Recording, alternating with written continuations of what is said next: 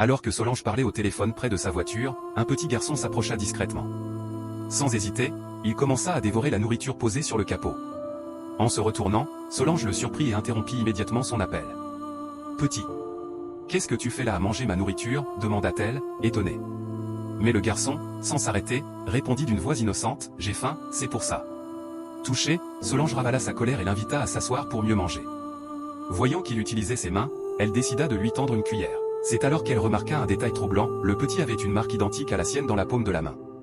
Sous le choc, elle demanda vivement, « Dis-moi, qui t'a donné cette marque ?» « C'est ma maman, » répondit l'enfant sans hésiter. Le cœur battant, Solange insista, « Amène-moi chez ta mère, tout de suite. » Mais à peine ces mots prononcés, le petit prit peur et s'enfuit en courant. Déterminée, Solange le poursuivit, tenant toujours la nourriture dans sa main. Le garçon se réfugia dans une maison et ferma le portail, mais Solange réussit à entrer. À l'intérieur, elle tomba nez à nez avec Madame Anita, une sage-femme qu'elle connaissait bien. « Sage-femme !» s'écria-t-elle, choquée. « Oui, Solange, mais que fais-tu ici ?» répondit Anita, mal à l'aise. Solange pointa le garçon et demanda, « Connaissez-vous sa mère ?»« Oui, c'est ma sœur, » répondit Anita. Solange, troublée, répliqua, « Je veux la voir. J'ai besoin de comprendre qui lui a donné cette marque qu'il porte dans la main. »« Sa mère, bien sûr, » répondit Anita sèchement. « Sa mère ? Mais comment se fait-il que j'ai la même marque au même endroit que lui ?» lança Solange, les larmes aux yeux. Agacée, Anita tenta de mettre fin à la conversation, « Tu exagères, Solange. Tu ferais mieux de quitter cette maison. » Mais Solange refusa, d'une voix ferme, « Non. Tu me dois des explications.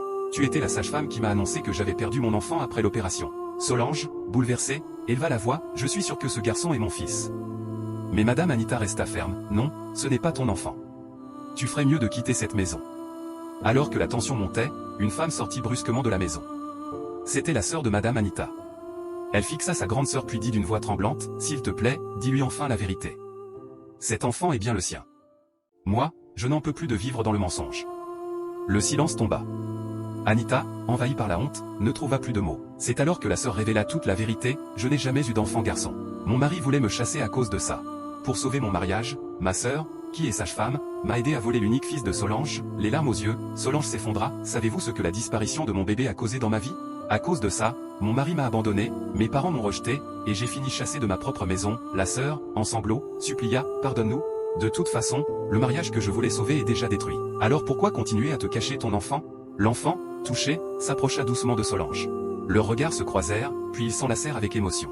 Mais malgré cette retrouvaille, Solange secoua la tête et déclara avec douleur, « Non, je ne pardonnerai jamais à une sage-femme capable d'un acte aussi cruel. » Et toi, à la place de Solange, aurais-tu pardonné une telle trahison? Réponds en commentaire. N'oublie pas de t'abonner et de partager cette vidéo au maximum.